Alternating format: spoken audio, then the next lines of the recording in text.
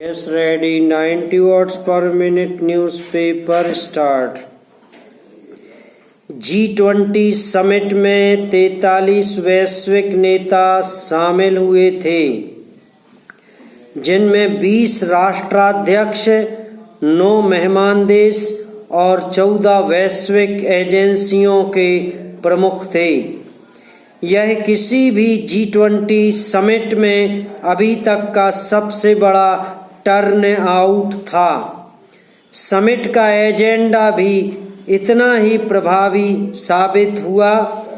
इसमें जिन मसलों पर चर्चा की गई उनमें क्लाइमेट फाइनेंसिंग, सस्टेनेबल विकास, लैंगिक समानता, क्रिप्टो करेंसी, बहुपक्षीय संस्थाओं में सुधार और कर्ज में राहत आदि शामिल थे।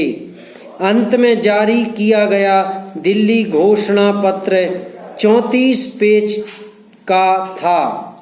भारत ने यह सुनिश्चित किया कि फोकस सामाजिक और आर्थिक मसलों पर रहे, जो कि G20 का बुनियादी मंतव्य भी है। पैरा G20 समिट का फोकस कूटनीति में सार्वजनिक सहभागिता पर था और आंकड़े इसके गवाह हैं। भारत ने 60 शहरों में 220 बैठकें की। इसके पीछे विचार था कि G20 को राष्ट्रीय राजधानी से परे ले जाया जाए। इसमें लगभग 1.5 करोड़ लोग किसी न किसी रूप में शामिल हुए, जैसे संस्थागत कार्य या आतिथ्य रूप से शामिल हुए। सरकार और सांस्कृतिक कार्यक्रम भारत G20 के लिए एक नया टेम्पलेट रखना चाहता था, जो बंद कमरों में होने वाली बैठकों के दायरे से बाहर हो। पैरा इसके पीछे की सोच स्पष्ट थी। अगर G20 के निर्णय लोगों को प्रभावित करते हैं तो इसकी प्रक्रिया में जन भागीदारी भी होनी चाहिए।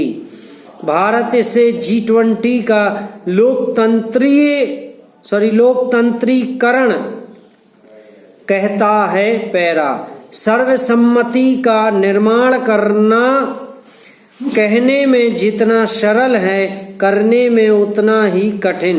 पश्चिम और रूस इस समिट में एक फिक्स्ड माइंड सेट लेकर आए थे और वे उससे 1 इंच भी डिगने को राजी नहीं थे।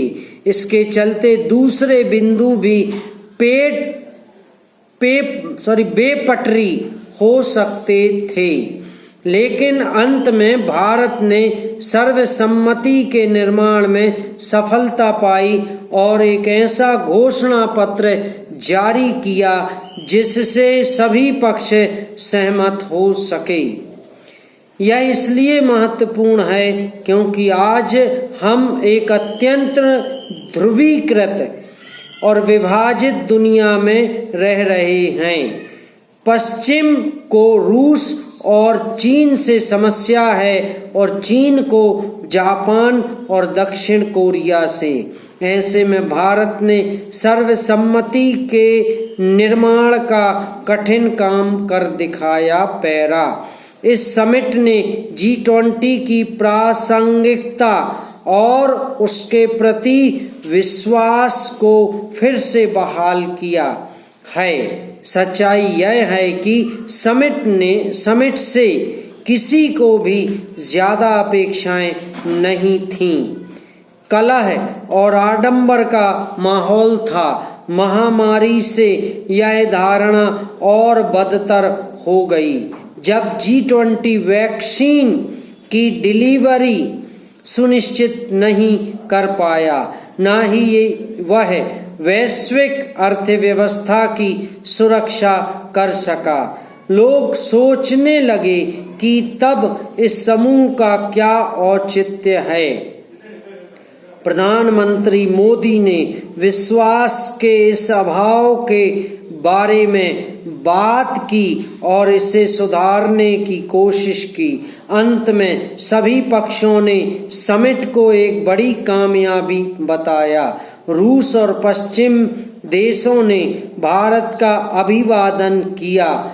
जाहिर है कि चीन मन ही मन कुढ़ रहा है, लेकिन भारत ने दिखाया है कि G20 आज भी क्यों मायने रखता है और इस समूह की रक्षा और विस्तार क्यों जरूरी है। समाप्त।